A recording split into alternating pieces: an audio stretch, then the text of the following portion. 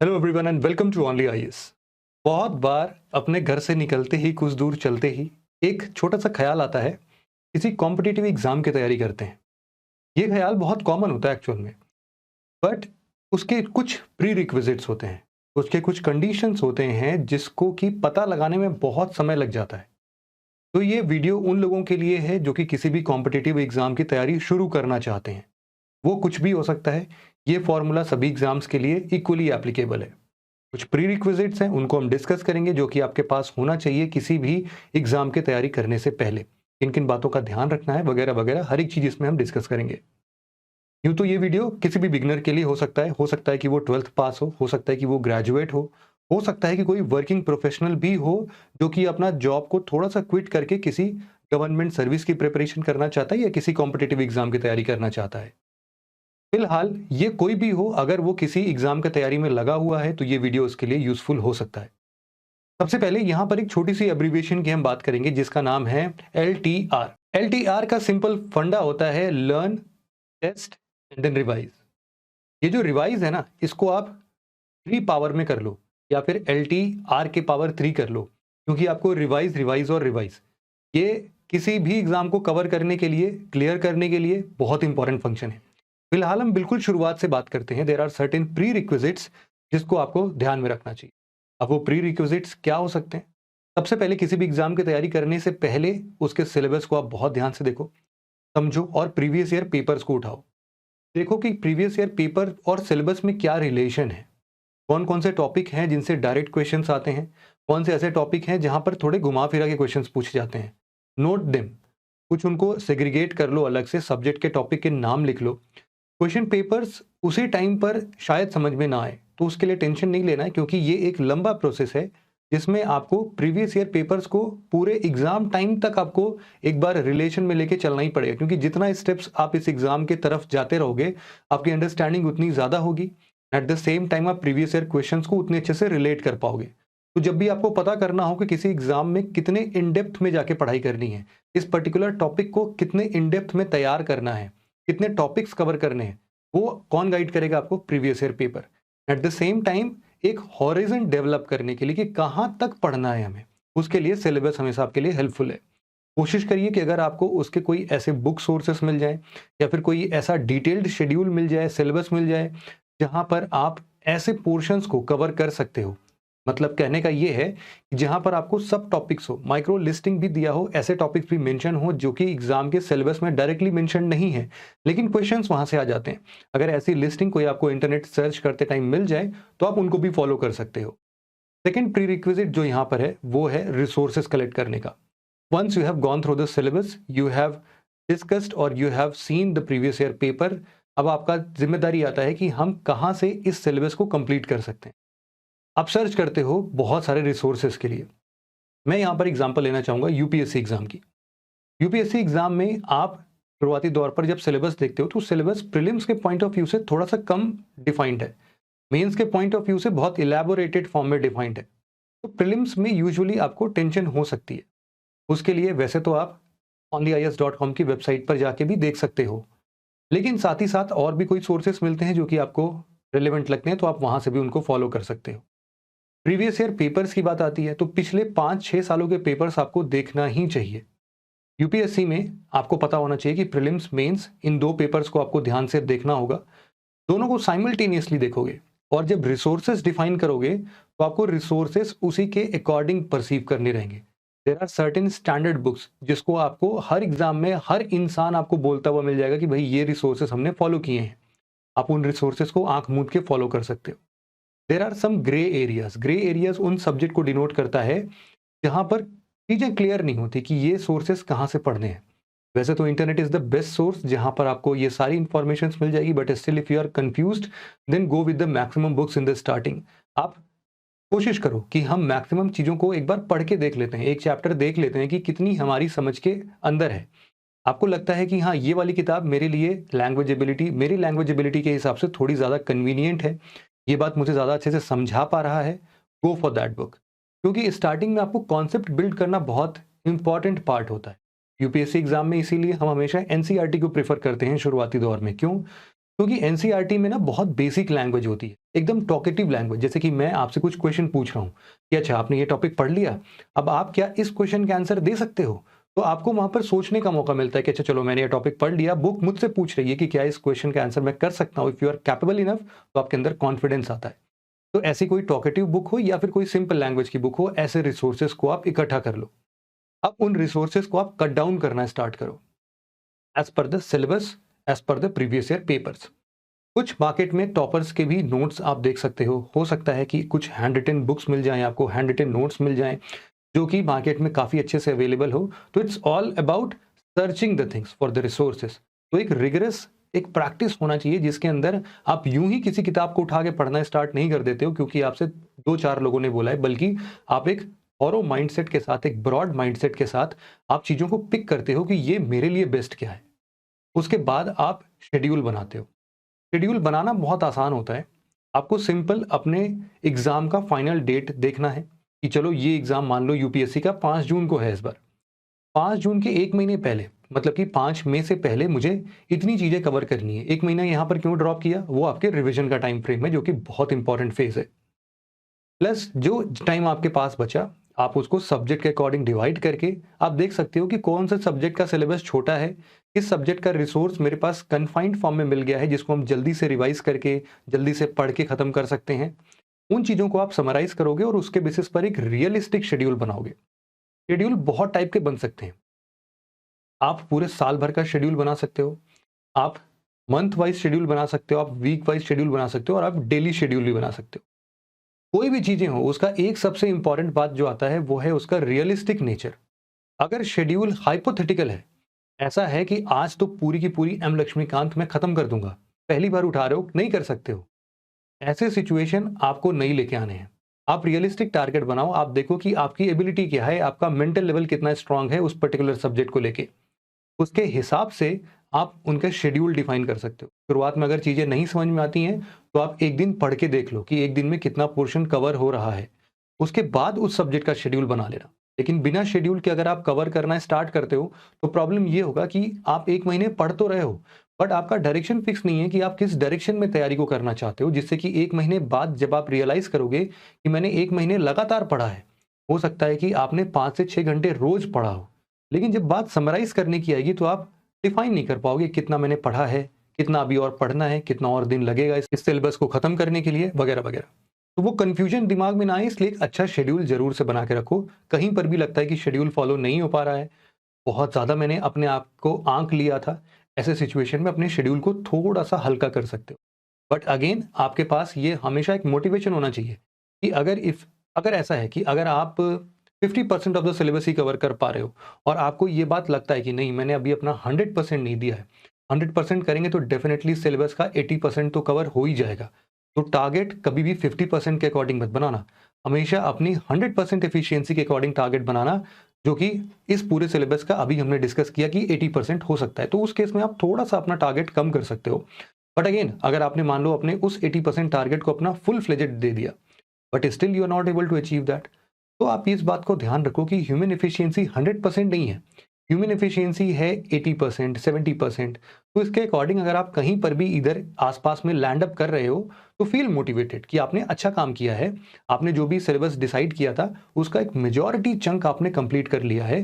जो भी चीज़ें बच रही हैं उनको आप कोशिश करो कि वीकेंड्स में जो आपका रिवीजन का एक शेड्यूल होना चाहिए, उस वीकेंड में आप उस रिवीजन वाले दिन में उनको कंप्लीट कर लोगे। तो ये तो कुछ प्री रिक्विजिट्स की बात हमने की जो कि आपको किसी भी एग्जाम की तैयारी करने से पहले करना ही है।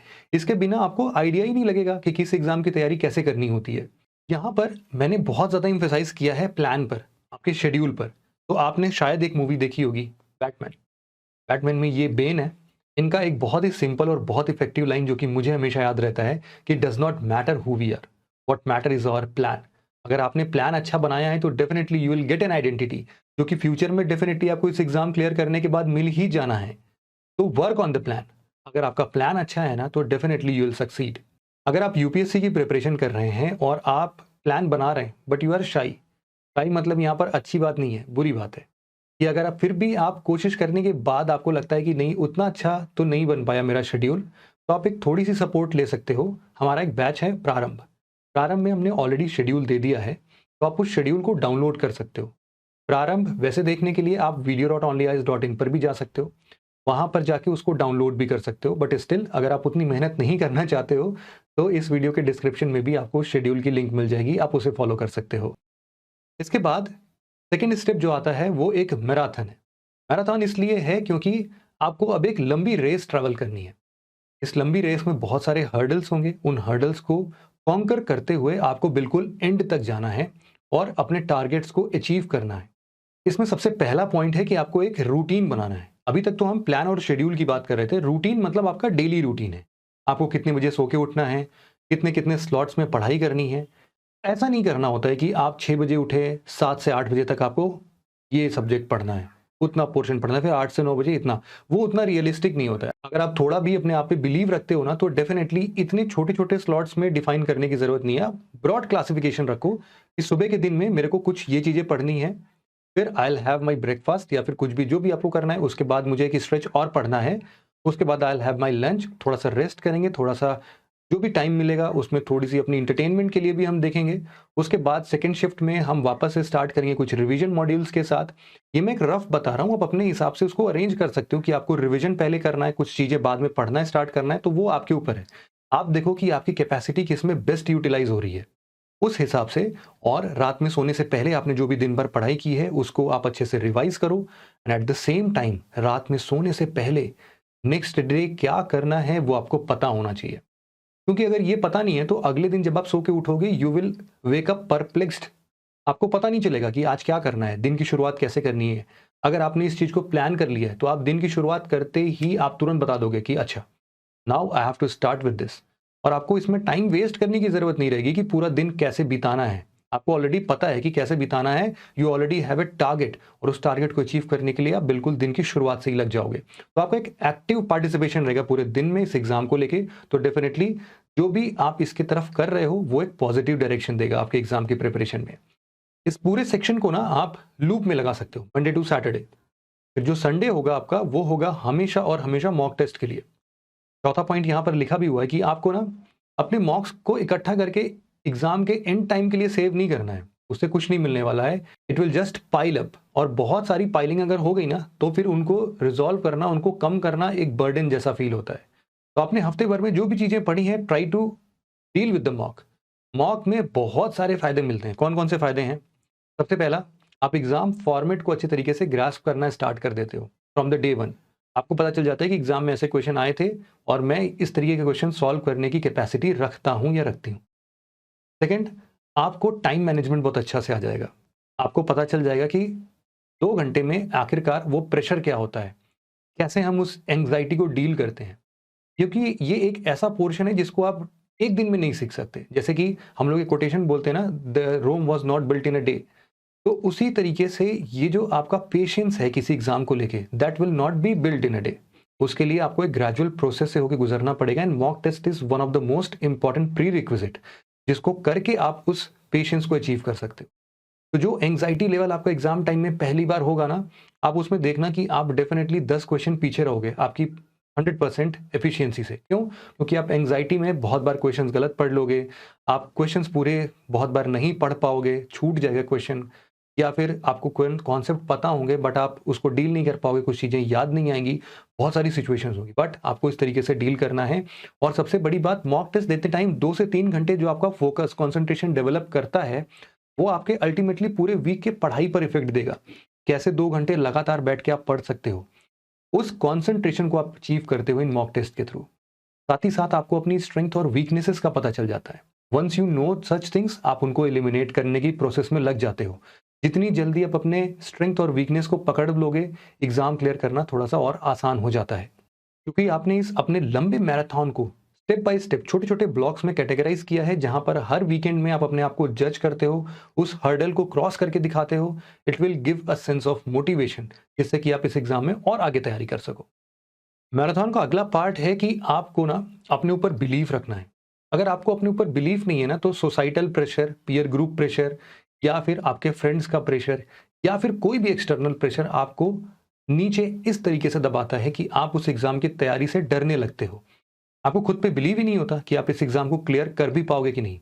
तब आप दूसरे डायरेक्शन में प्लान बी की तरफ शिफ्ट होते हो कि अच्छा मेरा प्लान बी क्या होना चाहिए, मेरा प्लान सी क्या होना चाहिए, क्योंकि प्लान ए तो एग्जाम है, अगर नहीं क्लियर हुआ तो ये जो फियर है ये इतना ज़्यादा हावी होता है कि आप प्लान बी की तरफ धीरे धीरे करके शिफ्ट हो जाते हो, क्योंकि आपको खुद पे बिलीव नहीं है।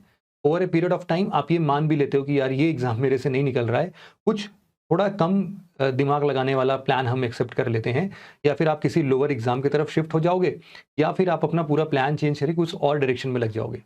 सबसे पहले स्टार्ट विद द बिलीफ कि आप इस चीज को अचीव कर सकते हो और डू नॉट ब्रेक इट, कोई कुछ भी बोल ले। इस मैराथन का आखिरी पॉइंट जो है ना, वो ओनली आज की टैग लाइन पर बहुत बढ़िया सूट करता है। No matter how bad it is, I am going to make it. अगर आप कितनी भी बुरी सिचुएशन आएगी, और डेफिनेटली आएगी ही, हो सकता है कि परिवार वाले आपके ऊपर प्रेशर डाल दें कि इतने बड़े हो गए हो, कोई जॉब नहीं कर रहे हो, ऐसे कैसे खर्चा चलेगा, आपको अपने पैरों पे खड़े होना है। वो सारी चीज़ों को आप कुछ दिन के लिए, कुछ टाइम के लिए अवॉइड कर सकते हो। क्यों? क्योंकि आप इस एग्जाम में डट के लगे हुए हो। तो इस चीज़ को ध्यान में रखते हुए ना, आप इस कोटेशन को हमेशा अपने साथ रखना, और आप एक बात का ध्यान रखना कि longer you stay in the race, higher you finish. जितने दिन तक आप इस रेस में बने रहोगे, आप एक तो लीप ले लोगे बाकी लोगों से, क्योंकि बाकी लोग हर एक हर्डल पर थोड़ा पीछे आते हैं। आप अगर हर हर्डल को क्रॉस करके आगे बढ़ने की उम्मीद रखते हो तो definitely you can achieve a lot. Finally आपको देना है इस थर्ड स्टेप में लास्ट पुश। ये लास्ट पुश क्या है? ये एक्चुअल में एग्जाम के 1 महीने पहले से स्टार्ट होता है, या 2 महीने पहले आप बोल सकते हो। इसमें अपने आप को आपको इस तरीके से प्रिपेयर करना है जिससे कि आप इस एग्जाम को फाइनली क्वालिफाई कर ही लो। इसके लिए क्या कर सकते हो आप? मॉक टेस्ट अगेन वहां पर एक बहुत बड़ा रोल प्ले करता है ये, but revision is the most important thing here. आपने पूरे साल भर में जो भी चीजें पढ़ी हैं उस एग्जाम के लिए, आपको उसको अच्छे से रिवाइज करना है। Once you are done with the revision, make the second attempt, फिर से रिवाइज करो। Revise revise and revise until वो चीजें आपके लिए बहुत ईजी हो जाएं या फिर कन्वीनियंट हो जाएं। फिर आप हमेशा क्या करो कि जब भी आप इस पूरे प्रिपरेशन में इस 1 महीने के लिए जरूर से तैयारी करना कि what I will be doing in this 1 और 2 मंथ ऑफ रिवीजन। आप उसके लिए शॉर्ट नोट्स बना सकते हो, आप अपने जो भी रिसोर्सेस आपने शुरुआत में छांटे थे उसको आप अलग करके थोड़ा छोटा क्रिस्प बना सकते हो, ताकि आपका जो टाइम ड्यूरेशन है वो थोड़ा सा कम हो सके और जल्दी आप रिवाइज कर सको। याद रखना ये एक पॉइंट होगा जहां पर आपका मेंटल स्ट्रेस सबसे ज्यादा होगा, आपका कॉन्फिडेंस लेवल यहां पर डगमगा सकता है अगर आप थोड़ा भी वीक हो गए तो अपने आप को मेंटली स्ट्रांग रखना। ये सिचुएशन हर बार आएगी, आपको हर बार फीलिंग होगी कि इस बार तैयारी थोड़ी कम है, इस बार छोड़ देते हैं, नेक्स्ट अटेम्प्ट और बढ़िया से मेहनत करके देंगे। लेकिन वो अटेम्प्ट कभी भी आएगा नहीं जिसमें आपको 100% कॉन्फिडेंस होगा कि इस बार मेरा एग्जाम क्लियर हो रहा है। तो इसीलिए little fear is always a good thing. आपको ये लिटिल फियर आपको मोटिवेट करेगा आपको इस एग्जाम में और अच्छे से तैयारी करने के लिए, क्योंकि ओवर कॉन्फिडेंस हमेशा गलत होता है। तो कॉन्फिडेंस अच्छी बात है, आप अपने ऊपर कॉन्फिडेंस रखो कि ये एग्जाम क्लियर हो रहा है, but certain fear will boost you, या फिर आपको थोड़ा सा धक्का देगा कि नहीं अभी थोड़ी और मेहनत कर सकते हो, चलो अभी 5 घंटे पढ़े, 1 घंटे और स्ट्रेच करके पढ़ लेते हैं, कुछ और रिवाइज कर लेते हैं। 2 दिन पहले एग्जाम के अपने बिल्कुल काम माइंडसेट के साथ रखो। बहुत ज़्यादा इधर-उधर अगर माइंडसेट रहेगा तो आपको लगेगा कि नहीं इस बार तो शायद नहीं हो रहा है, वो डाउट क्रिएट नहीं होने देना है। यहाँ पर जो लास्ट लाइन लिखी है वो तो ये कहता है कि 2 दिन पहले आपको सब कुछ छोड़ के रिलैक्स करना चाहिए। बट चलो ये एक आइडियल कंडीशन है, बहुत लोग कर भी लेते होंगे। बट आप थोड़ी चीज़ें कम कर दो, मतलब आप अपना मेंटल स्ट्रेस उन 2 दिनों में थोड़ा कम कर लो। कुछ लोग सर्टेनली ऐसे होते हैं जो कि अच्छे से पढ़ते हैं, इन 2 दिनों में भी बहुत सारी चीज़ें कवर कर ले जाते हैं, लेकिन वो मेंटल स्ट्रेस नहीं लेते हैं। उनको ये नहीं लगता कि अच्छा अभी ये भी छूट गया, इस बार तो गया। ये फीलिंग नहीं आनी चाहिए आपके मन में। तो आप फर्म बिलीव के साथ आप ये 2 दिन अच्छे से यूटिलाइज़ भी कर सकते हो। अगर आप चाहो तो ये 2 दिन आराम से रिलैक्स कर सकते हो, जिससे कि आपका जो भी पूरे साल भर की पढ़ाई है, वो अच्छे से रिवाइज़ हो सके और आप एग्ज़ाम में बढ़िया परफ़ॉर्म कर सकें। फाइनली आप एक अच्छे रिजल्ट के साथ जब बाहर आओगे तो definitely it will again boost your confidence up to a higher level. I hope ये वीडियो आपके एग्जाम की तैयारी करने में थोड़ी हेल्प कर पाएगा, क्योंकि ये कॉमन पर्सपेक्टिव में था तो इसीलिए बहुत स्पेसिफिक होकर हमने कभी डील नहीं किया इसमें, but certainly we will make such things for UPSC as well. Thank you very much for listening it very patiently friends, have a nice day.